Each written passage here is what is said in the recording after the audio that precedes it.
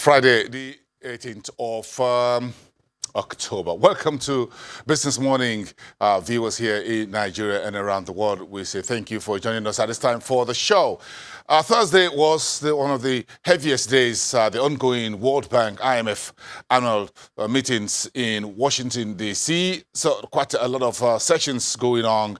And it was the day that the president of the World Bank and the new managing director of the IMF held separate briefings on the state of the global economy, finance, poverty, corruption, and everything else in between, including new global policy agenda that was unveiled by the International Monetary Fund.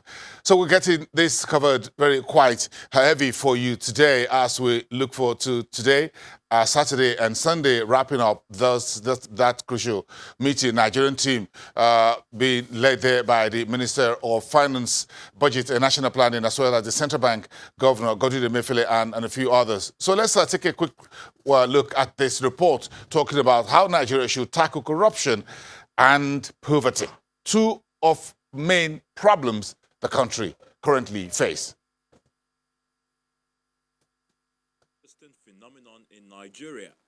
The rise in public administration and the discovery of oil are described as the twin reasons for its rise.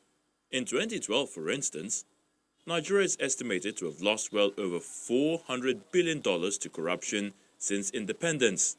The IMF, however, believes that this must be tackled head-on. We have been consistently recommending the country to diversify the economy because reliance on oil doesn't serve it very well. And that means to continue with structural reforms that would make that possible. Last but not least, to fight corruption and to make sure that the richness of Nigeria serves Nigerians inside the country. And in that regard, as you know, last year, the fund adopted a very clear, strong policy on anti-corruption, and we engage with governments to build their capacity to make that serving the citizens of the country with the money of the country possible. The World Bank also has a word for the Nigerian government. They are looking at the provision of electricity to boost the business of its people. Electricity, which is so important for people in empowering people and in allowing new entrants into the market, women, small businesses, and so on, to connect to machinery, to the internet, to various ways of economic development. So we put a lot of emphasis on trying to have 24/7 electricity in as many places as possible, more people connected to grids than are currently connected. And this is one of those where some progress has been made, and yet lots more needs to be made, especially in Africa. Both the World Bank and the International Monetary Fund have cautioned that the global economy is experiencing a slowdown. They recommend strong economic reforms to mitigate its effect on its people. It is expected that the federal government should heed to this piece of advice in a bid to improve the livelihood of many Nigerians who are still struggling to make ends meet. Okay, so we'll hear a lot more from David Malpass, the president of the World Bank Group, and the new managing director of the IMF, Kristalina Georgieva, later on the show, what they have to say about manufacturing industries and the resilience of the global economy. All of this will be part of what we're reporting for you today. But for a very quick one, take a look at the market here. Let's give you a bit of a step back. Yesterday, the stock market remained sluggish, as it were, and of course we're still below the 27,000. We're just trying to wrap our heads around the new 26,000 level, new psychological level for the NSE reading. We lost the equity cap of 13 trillion about a week ago, so we're still there. Volume was very thin on Thursday. Look at that, just 144 million, well below our daily average of about 250 million shares. In terms of transactions, or what you call deals, 2,347, that's also below our daily average. But if you go across to the five main sectors we cover for you on a daily basis, the banking sector was 0.86% in the water, despite the fact that investors are still poring over GT Bank's positive earnings for the first 9 months of this year. United Capital analysts yesterday released an investment note still rating GT Bank a buy on the market and said that's an incredibly strong earnings for the first 9 months of this year. But despite that, the banking sector went down. GT Bank shares, however, was up yesterday, 1.31% at the end of the closing bell. Then that moderated the banking sector decline. The consumer goods about 0.1%. In the green territory, industrial goods was the flip side of the consumer goods. Insurance was much better than their bigger cousins, the banking sector, about 0.75%. Oil and gas was unchanged, flat all through. And just a very surprising day. If you take us to the oil and gas Nigeria energy market and you see it was all muted yesterday, despite some volumes of trading, it was all gray shoot all through the oil and gas stocks. What a day that was yesterday. And it was all those gray shoot you find there. Just take that away and let's chat a little bit to the NESD over-the-counter market, where you saw a very active trading day at the unlisted securities market. 14 transactions, less than 600,000 unlisted stocks. But if you look at the Naira value, the index was down, by the way, 0.44%, and the market cap sank below the 500 billion Naira reading. But in terms of primary market, that was quite an active day, as tweeted yesterday by the NESD over-the-counter, 67.83 million Naira was the Naira value of less than 600,000 shares traded. On Thursday, that was a quite active day, but a bit of a profit-taking if you look at the NSI, which read 695.29 on the ticker tape. Let's switch to the fixed income space. That's FMDQ Securities Exchange. Let's check in with the Treasury bills. As always, 198.43 billion Naira for the trading day. That was quite big. That's the total.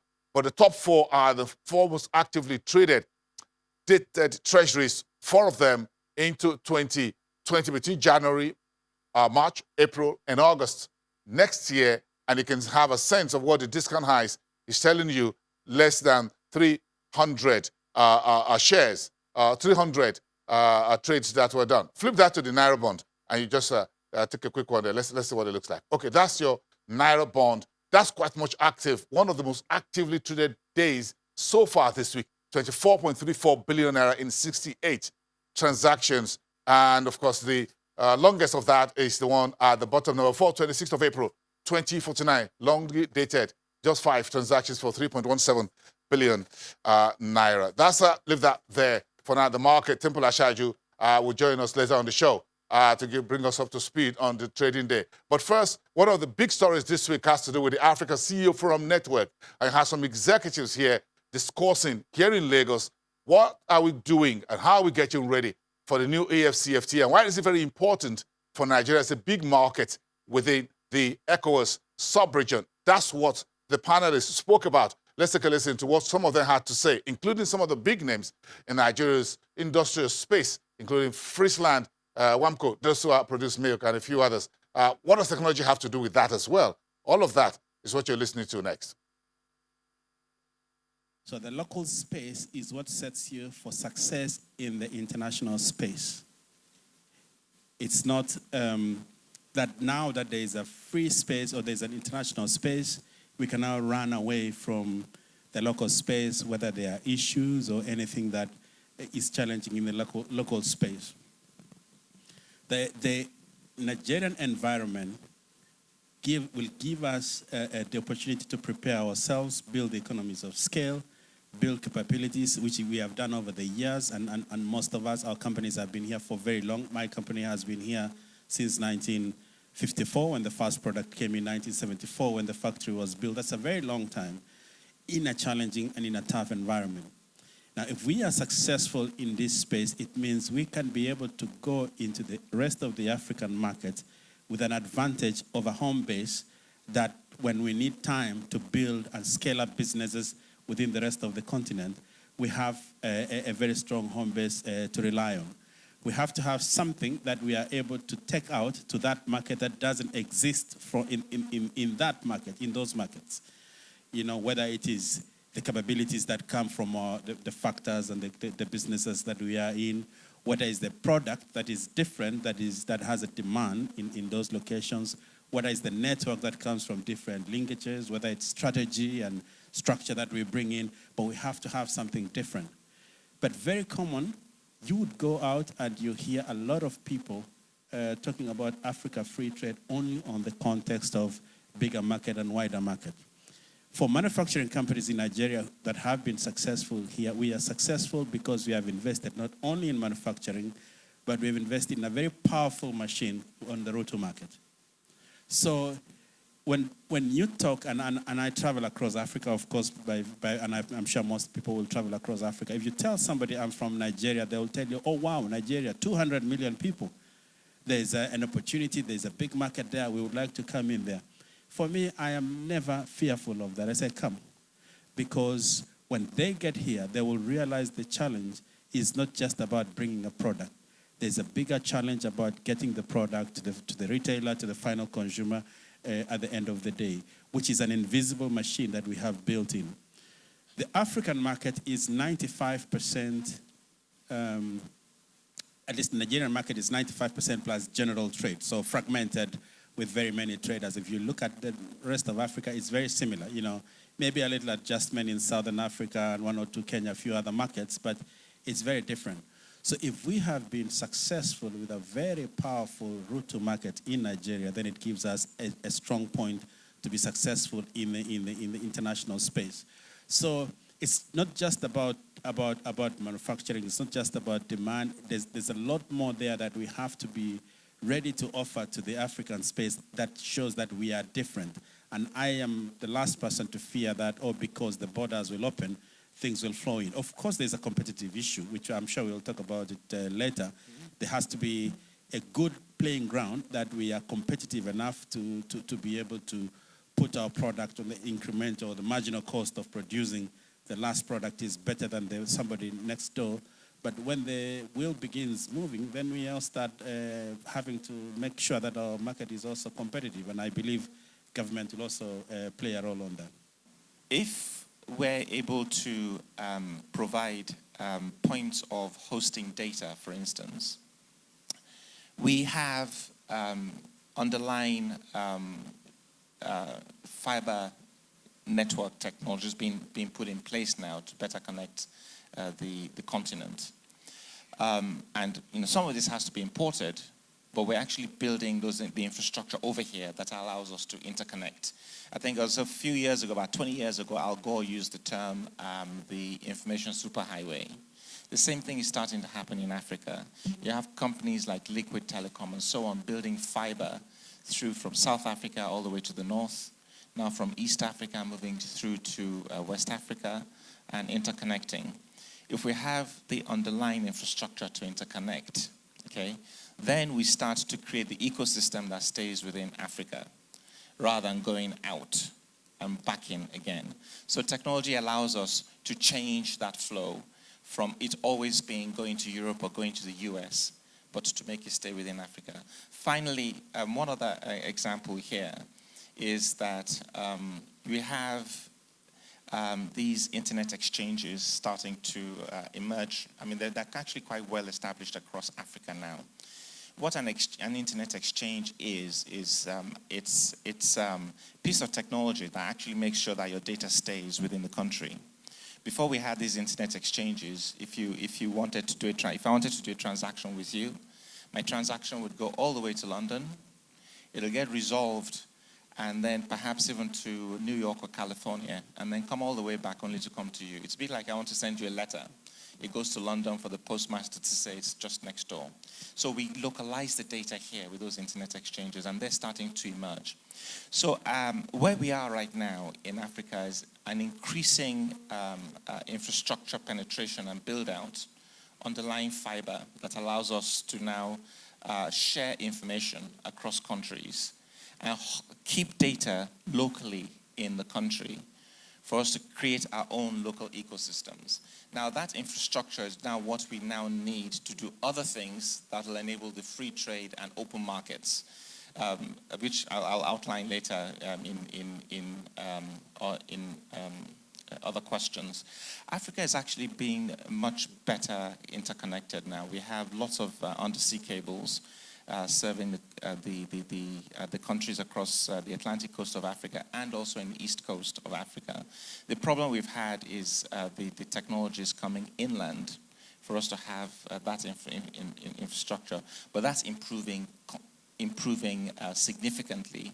And if we have bodies like the Africa Union making sure that we have better access for underpinning interconnect infrastructure across countries, that will create much better infrastructure for us to create the ecosystem here.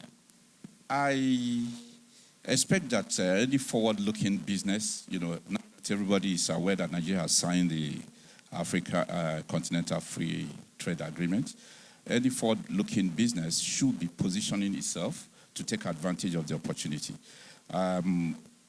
Generally, from my experience, Nigeria represents about 50% of the capacity in most businesses across West Africa, for example.